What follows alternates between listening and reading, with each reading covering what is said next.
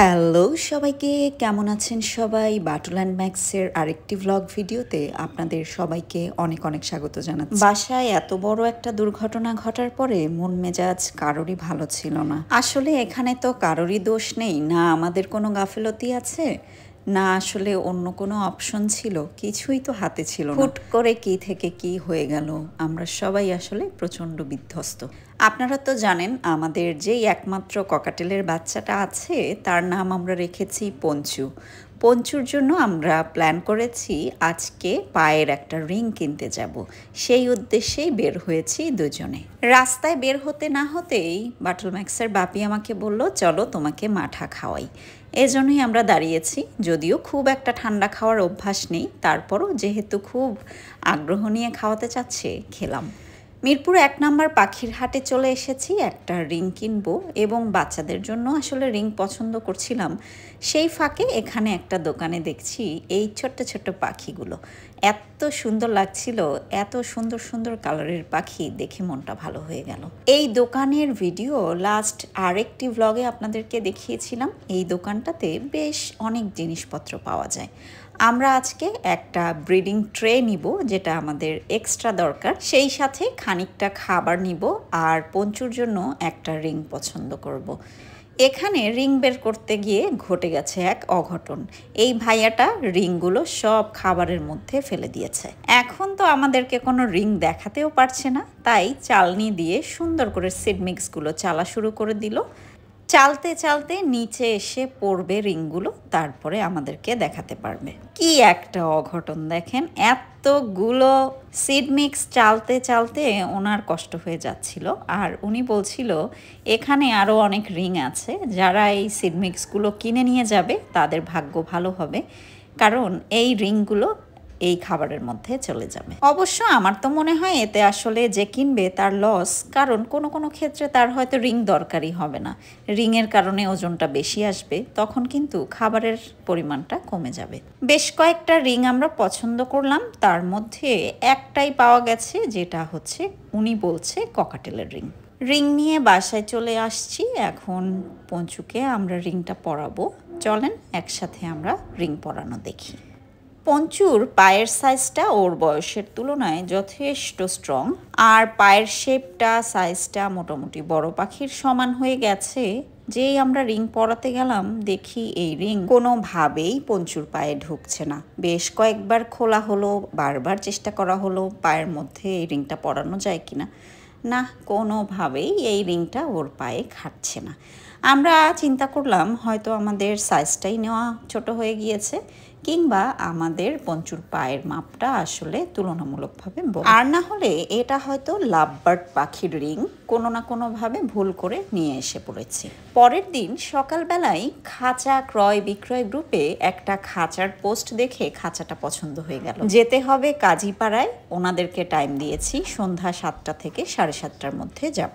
ঠিক 7:30টার মধ্যে আমরা পৌঁছে গেলাম সেখানে গিয়ে দেখি খাঁচা এই যে দেখেন নামিয়ে রেখেছে। খাঁচাটা দেখতে হয়তো জং পড়া মনে হচ্ছে, তবে তুলনামূলকভাবে বেশ শক্তপোক্ত ছিল। তবে আমাদের দেশে পুরনো জিনিস ক্রয় বিক্রয় করার সময় জিনিসটাকে কেন জানি পরিষ্কার করে রাখে না, এটাই আমার সবচাইতে খারাপ লাগে। খাঁচাটার মধ্যে মনে হলো ৩-৪ মাসের জমানো ময়লা রয়েছে, সেই খাঁচাকে কোনো রকমে কোলে করে নিয়ে এসেছি। বাসায় ঢোকার পরে সাবধানে খাঁচাটাকে একদম ওয়াশরুমে নিয়ে গিয়ে ভিজিয়ে রাখলাম। মনে হয় একদিন ভিজিয়ে রাখতে হবে এটাকে পরিষ্কার করার জন্য। বাসায় যেহেতু নতুন খাঁচা এসেছে, নতুন খাঁচা পরিষ্কার করা হবে, তারপরে রং করা হবে। লাস্ট যে খাঁচাটা আমরা কিনে এনেছিলাম, ওই খাঁচাটায় কালো রং করার পরে দেখতে খুব একটা ভালো লাগছিল না। তো এইবারে আমরা প্ল্যান করলাম সব কয়টা খাঁচাকেই সাদা রং করা হবে। এজন্য আমাদের হেনা আইভিকে ট্রান্সফার করা হচ্ছিল অন্য একটা খাঁচায় রং করে প্রত্যেকটা খাঁচার মধ্যে ব্রিডিং বক্স সেট করে দেয়া হবে এবং বক্সের সামনেটা আটকে দেয়া হবে। যখন আমাদের মনে হবে এখন ওদের ব্রিডিংয়ের সময় এসেছে, সেই সময়টাতে ঢাকনাটা খুলে দেয়া হবে। পাখির পিছনে প্রতিনিয়ত আমাদের যেই পরিমাণ খাটনি যাচ্ছে, এর থেকে 20টা বিড়াল পালা বোধ হয় ইজিয়ার। তবে আমি এবং বাটুল ম্যাক্সের বাপি ধৈর্যের সাথেই এগুলো ডিল করছি। প্রতিদিন অফিস থেকে এসেই বাটুল ম্যাক্সের বাপি এই কাজগুলো করে। ওদের প্রতি এখন আমরা বেশ ভালোবাসা অনুভব করি, এই কারণেই তো আসলে ওদের জন্য এত কাজ করি। প্রতিটা কাজ ওদেরকে ভালোবেসেই করা হয় এবং যতটুকু পারি ভিডিও করে আপনাদের সঙ্গে শেয়ার করি। আমাদের দৈনন্দিন লাইফস্টাইলও আপনারা দেখলেন, সেই সাথে কোনোভাবে যদি উপকৃত হন তাহলেও সেটা আপনাদের জন্য ভালো হবে। আমাদের ভিডিওগুলো আপনাদের ভালো লাগে, আপনারা অ্যাপ্রিসিয়েট করেন, বিভিন্ন অ্যাডভাইস দেন, সেগুলো কিন্তু আমাদের খুবই ভালো লাগে এবং আমরা অনেক ক্ষেত্রে চেষ্টাও করি আপনাদের অ্যাডভাইস শুনে কিছু কিছু ক্ষেত্রে পরিবর্তন আনার। এবারে বলি আমাদের বাজরিগার পাখিদের আপডেট। বাজরিগারের খাঁচায় লাস্ট একটা ডিম ছিল অ্যাক্সিডেন্টের দিন, আপনারা তো জানেন। পরের দিন সেই ডিমটা নন্টে ফন্টে নিজেরাই নষ্ট করে ফেলেছে। এত ঘটনার পরে ওদের হয়তো সেই ডিমটা তা দেওয়ার মতো মানসিক পরিস্থিতিই ছিল না। 2টা হাঁড়ি আমরা নামিয়ে ফেলেছি এবং স্যানিটাইজ করে নিলাম। দুর্ঘটনার দিন বিচ্ছুকে আলাদা করা হয়েছে, বাচ্চুকে এখানেই রেখে দিয়েছিলাম। বিচ্ছু একা একা আছে যেহেতু আজকে বাচ্চুকে ধরে বিচ্ছুর কাছে দেয়া হবে। ওই দিন মনের মধ্যে এত রাগ ছিল, এত জেদ ছিল, বিচ্ছুকে একবারেই ধরে ফেলেছি। আজকে যেহেতু মনের মধ্যে রাগ নেই তাই কোনোভাবেই বাচ্চুকে ধরতে পারলাম না। আমি যেহেতু নাগালও পাচ্ছিলাম না ঠিকঠাক, তাই বাপিকে বললাম নাও তুমি বাচ্চুকে ধরো। সবগুলো পাখি একদম উপরে গিয়ে আটকে থাকছিল, যেখান দিয়ে হাত ঢুকানো যায় ওরা উল্টা দিক দিয়ে ওড়াউড়ি করে। সে যে কি বিরক্তিকর একটা অবস্থা। আমরা যখন এই কলোনিটা বানাই আমরা কিন্তু প্রচুর এফোর্ট দিয়ে এই কলোনিটা বানিয়েছিলাম প্রায় 1 মাস ধরে। এই দেখেন টুক করে আমাদের বাচ্চুকে ধরা হয়ে গেছে। ওকে চেক দিতে যাবে এই মুহূর্তে ও খুট করে আবারও ছুটে গেছে। আপনারা তো জানেনই আমাদের এই বাচ্চু কিন্তু প্রচণ্ড লেভেলের দুষ্ট। এখন যেহেতু একবার সে ছাড়া পেয়েছে, এইবার তাকে ধরাটা বেশ কঠিন হয়ে যাবে। তবে বাপি তো হার মানার পাত্র না, সে কোনো না কোনোভাবে ওকে ধরেই ছাড়বে। যেটা বলছিলাম, আমরা যখন কলোনিটা বানাই আমাদের প্ল্যান ছিল আমাদের সবগুলো পাখি একসাথে এখানেই বসবাস করবে। খাঁচায় পাখি পালন করাটা আমাদের কোনো প্ল্যানেই ছিল না। আমরা যেহেতু প্রথমবারের মতো পাখি পালন করছিলাম, আমাদের মনের মধ্যে কষ্ট হতো। পাখিদেরকে ছোট্ট একটা খাঁচার মধ্যে আটক রাখার ব্যাপারটা আমরা মানসিকভাবে মেনে নিতে পারতাম না। আস্তে আস্তে ঘটনা প্রবাহ চেঞ্জ হতে হতে আমাদের কলোনিটা খালি হয়ে গেল। দেখেন এখন মাত্র আছে 3 জন, গ্রে, নন্টে ফন্টে, আর বাকিরা সবাই যে যার মতো খাঁচায় ঢুকে পড়েছে। এই কলোনিটা বানাতে আমার হাজবেন্ডের একার লেগেছে প্রায় 1 মাস। প্রতিদিন অফিস থেকে এসে 1.5 থেকে 2 ঘন্টা করে কাজ করে করে কলোনিটা বানানো হয়েছিল। কলোনিতে একে একে সব পাখিরা বের হয়ে খাঁচায় ঢুকে পড়ছে, এটা কিন্তু আমার হাজবেন্ডের জন্য যথেষ্টই কষ্টকর। কি আর করা, ওরা যদি ভালো পরিবেশে থাকতে না চায়, ওরা যদি চায় ছোট ছোট খাঁচায় থাকতে, আমাদের আর কি করার আছে বলেন। বাচ্চুকে এই খাঁচায় সেট করে দেয়া হলো, এখানে একটা হাঁড়িও দেয়া হয়েছে। আমার কেন জানি মনে হচ্ছে বিচ্ছু বোধহয় ডিম পাড়তে চায়, যেই কারণে আসলে নন্টে ফন্টের হাঁড়িতে ঢুকছিল, কারণ আর একটা হাঁড়ি দেয়া ছিল, সেই হাঁড়িটা হয়তো ওর পছন্দ হচ্ছিল না। এখন ওদের সাথেও একটা হাঁড়ি দেয়া হয়েছে, যদি ওরা ডিম পাড়তে চায় এখানে পারবে। পাখি পালন করতে গিয়ে নতুন নতুন অনেক কিছু বুঝতে পারছি, শিখছি, জানছি, সেই সাথে আপনাদেরকেও সাজেশন দিতে পারছি। অনেক ক্ষেত্রে আপনাদের কাছ থেকে সাজেশন নিচ্ছিও। তবে যে কোনো পোষা প্রাণী রাখতে গেলে প্রচুর প্রচুর ধৈর্যের প্রয়োজন, না হলে কোনোভাবেই সাকসেস আসে না। আমরা চেষ্টা করছি প্রচণ্ড ধৈর্যের সাথে আমাদের বিড়ালগুলোর পাশাপাশি পাখিগুলোও পালন করতে। আস্তে আস্তে হয়তো ওদের সাথে আমাদের বন্ডিং ক্রিয়েট হবে, ওদের সম্পর্কে টোটালি সব কিছু বুঝে ফেলবো, তখন হয়তো এত ঝামেলা মনে হবে না। বাচ্চু বিচ্ছুর জন্য খুব খারাপ লাগছে, কারণ আমাদের কলোনি মাতিয়ে রাখার জন্য বাচ্চু ছিল খুবই সেরা। বাচ্চু এখান থেকে চলে আসার পরে কলোনিটা একদম ঠান্ডা হয়ে গিয়েছে। ওইখানে যে পাখিরা আছে সেটা কোনোভাবে বোঝাই যায় না। আমার খুবই মন খারাপ লাগছিল। একে 6টা বাচ্চার মধ্যে 5টা বাচ্চাই আর নেই, সেই সাথে আস্তে আস্তে কলোনি খালি হয়ে গেল, সেখান থেকে বাচ্চু বিচ্ছু বের হয়ে এলো। এগুলো ভাবতে ভাবতে খুব খারাপ লাগছিল। অবসর সময় যখন পেতাম তখন কিন্তু আমি গিয়ে কলোনির ভিতরে বসতাম এবং ওদের কাণ্ড কারখানা দেখতাম। সবচেয়ে ভালো লাগতো বাচ্চুর কাণ্ড কারখানা। ও সবার সঙ্গে বক্তৃতা দিত, বিশেষ করে আমাদের গ্রের সঙ্গে ওর কিন্তু খুব সুন্দর একটা বন্ডিং হয়ে গিয়েছিল। গ্রে ওকে এখন খুবই মিস করবে। খাঁচায় দুইজনকে দেওয়ার পরে সুন্দর মতো করে হাঁড়ির মাথাটা আটকে দিল। এখন যদি তারা ডিম পারুক, আস্তে আস্তে বাচ্চা হোক না হোক, আসলে সত্যি কথা ওদের উপরে আমার খুব রাগ হচ্ছে। আমার এই বিচ্ছুর চেহারাটা এত মিষ্টি, আগেও বলতাম কি সুন্দর গোলগাল চেহারা, বিড়ালের মতো, ওকে আমার খুবই ভালো লাগতো। সেই গোলগাল চেহারার মিষ্টি পাখিটা এত বড় ক্ষয়ক্ষতি করবে এটা তো স্বপ্নেও ভাবিনি।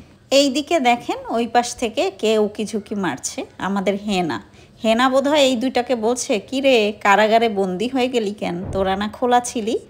এই তো দেখেন আমাদের খাঁচায় রং করা শেষ, তারপরে ব্রিডিং বক্সটাও লাগানো শেষ।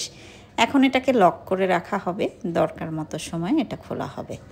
আমাদের নতুন খাঁচায় এখন চলে যাবে আমাদের হেনা এবং আইভি এবং হেনা খুবই যেহেতু ছটফটে টাইপের, চঞ্চল প্রকৃতির, সেই কারণে এই বড় খাঁচাটা ওদেরকে দেয়া হচ্ছে। আর হেনা আইভি এখন যেটাতে ছিল সেটাতে যাবে মিঠু আর অন্তরা। হেনা আর আইভির লেজ খুবই নোংরা হয়েছিল, সেটা একটুখানি ধুয়ে দেওয়া হলো। আর আইভিকে বের করতে গিয়ে আইভির পাখায় হালকা একটু ব্যথা পেয়েছে, সেখানে ওষুধ লাগিয়ে দেওয়া হবে। তার আগে আইভির লেজটা সুন্দর করে একটুখানি ধুয়ে দিতে হবে। আপনারা কমেন্ট করে জানাবেন আমাদের এই নতুন খাঁচাটা কেমন হয়েছে, আর নতুন খাঁচাটা কত টাকা দিয়ে কিনেছি। দেখি আমি কি ঠকলাম নাকি জিতলাম, আর আপনাদেরও আইডিয়া কেমন সেটা সম্পর্কেও আমার ধারণা হয়ে যাক। এই তো আইভির লেজও ধোয়া হচ্ছে। লেজ ধোয়ার জন্য আমরা একটুখানি অ্যালোভেরা জেল ইউজ করছিলাম, আর সাবান টাবান তেমন কিছুই দেইনি, শুধুমাত্র অ্যালোভেরা জেল দিয়ে ঘষে ঘষে পরিষ্কার করার চেষ্টা করছিলাম। আশা করি এরপরে এটা সুন্দর দেখাবে। আর এখন ওর ডানায় একটুখানি ওষুধ লাগিয়ে দিচ্ছে বাপি, যেন ডানাটা আবার ঠিক হয়ে যায়। খুব একটা বেশি ক্ষত হয়নি, তবে হালকা একটু লাল লাল ভাব ছিল, ওটা যেন তাড়াতাড়ি শুকিয়ে যায় সেজন্যই দিয়ে দিল। আমাদের হেনা আমাদের বাসায় আসার পর থেকে কত জায়গা বদলালো আপনারা একটু গোনেন। আমার তো মনে হয় 5 থেকে 6টা খাঁচা অদল বদল হয়ে গেছে আমাদের হেনার, এবং তার সাথে কত ধরনের সঙ্গী যে জোড়া দেয়া হলো সেটাও আপনারা গুনতে থাকেন। জানি না কবে এর শেষ হবে, আশা করি খুব শীঘ্রই আমাদের হেনা এবং আইভি দুজন দুজনকে মেনে নিবে, দুজন দুজনকে ভালোবাসবে। এদের কাণ্ড কারখানা দেখে বাটুলবাবু চলে এসেছে, এরা কি করছে সেটা একটু দেখছে। আস্তে আস্তে আমাদের হেনা এবং আইভির মধ্যে অল্প স্বল্প বন্ডিং ভালো হচ্ছে। হেনা আইভির কাছে মাথা নত করে থাকে, যেন আইভি ওর মাথাটা একটু চুলকে দেয়। হেনা তো খুবই আদুরে প্রকৃতির, তা তো আপনারা জানেনই। চলেন এবারে আমাদের সেই একমাত্র বেঁচে থাকা বাজরিগরের বাচ্চার আপডেট দেই। বাচ্চাটার কিন্তু বেশ খানিকটা ক্ষয়ক্ষতি হয়েছিল, তারপরেও এখনো পর্যন্ত তাকে অনেকটাই ভালো করতে পেরেছি। পা কিভাবে যেন ছড়িয়ে রাখে, পায়ে বেশ খানিকটা ব্যথা আছে বোধহয়। পিঠে 2-3 জায়গায় ক্ষত ছিল, যেটা এখন ওষুধ লাগাতে লাগাতে শুকিয়ে গিয়েছে। খাদ্যথলিতে 2 সাইডে 2টা ছিদ্রর মতো হয়েছিল, ওষুধ লাগাতে লাগাতে এখন শুকিয়ে গিয়েছে। বিশ্বাস করেন কোনোভাবেই আমি ভাবতে পারিনি বাচ্চাটা এই পর্যন্ত বেঁচে থাকবে। আপনারা ওর জন্য বিশেষভাবে দোয়া এবং প্রার্থনা করবেন, বাচ্চাটা সুস্থ শরীরে যেন আমাদের মধ্যে বেঁচে থাকে।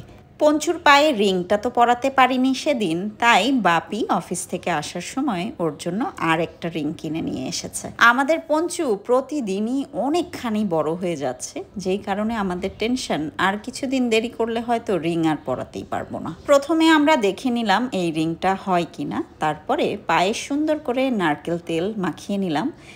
এখন বোধহয় খুব তাড়াতাড়ি রিংটা পরাতে সোজা হবে। দেখেন কি সুন্দর করে বাপি রিংটা পায়ের মধ্যে দিল। নারকেল তেল দেওয়ার কারণেই বোধহয় শুরুত করে পায়ের মধ্যে দিয়ে চলে গেল। এখন শুধুমাত্র একটা টুথপিক দিয়ে টুক করে আঙ্গুলটাকে টান দিলেই আমাদের রিং পরানো শেষ। বাপি এই যে দেখেন হাতে একটা টুথপিক নিয়ে নিয়েছে, এখন আস্তে করে খুব সাবধানে এই যে আঙ্গুলটা বের করে দিল। আমাদের পঞ্চুবাবুর রিং পরানো শেষ। পঞ্চুবাবুর রিংটা কেমন হয়েছে কমেন্ট করে জানাতে ভুলবেন না। ব্লু কালারে তাকে কিন্তু লাগছে দারুণ, তাই না? পঞ্চুর রিং নাম্বারটা হলো B0562। যদিও রিং পরানোর ব্যাপারটা আমাদের খুব একটা পছন্দ ছিল না, কিন্তু যেহেতু লুটিনো পাখির অভাব নেই, বিশেষ বিশেষ ক্ষেত্রে কোনো দুর্ঘটনা ঘটলে তখন খুঁজে পেতে সোজা হবে, যেই কারণে রিংটা পরানো। আমাদের পঞ্চু প্রতিনিয়ত খুব দ্রুতভাবে বড় হয়ে যাচ্ছে। খাওয়ার জন্য সে যেইভাবে আমার কাছে আবদার করে, তাকে দেখে মাঝে মাঝে আমার মনে হয় সে ম্যাকাও পাখির বাচ্চা। এটা কিন্তু আমাদের গ্রে আগে যতটুক ভয় পেত, আস্তে আস্তে ওর ভয়টা কিন্তু কেটে যাচ্ছে। আমি ওকে শীষ বাজানো প্র্যাকটিস করাচ্ছি, মাঝে মাঝে সে খুব মনোযোগ দিয়ে শীষ বাজানোর চেষ্টাও করছে। আমাদের সকল পাখির আপডেট তো আপনাদেরকে আজকে জানালাম। আপনারা কমেন্ট করে জানান কোন কোন পোর্শনটা আপনাদের বেশি ভালো লেগেছে। যারা যারা এখনও আমাদেরকে সাবস্ক্রাইব করেননি, তাদের কাছে বিনীতভাবে অনুরোধ থাকবে সাবস্ক্রাইব করে আমাদের সাথে থাকুন। আর ভিডিও ভালো লাগলে অবশ্যই একটা লাইক করে যাবেন। খুবই শীঘ্রই আমি আরেকটা ভ্লগ দিব, সেটাতে থাকবে আমাদের পঞ্চুর প্রথম দিন থেকে 30তম দিন পর্যন্ত টোটাল গ্রোথের পুরো ভিডিও। দেখা হচ্ছে সেই ভিডিওতে। ততদিন পর্যন্ত ভালো থাকুন, সুস্থ থাকুন সবাই। বাই।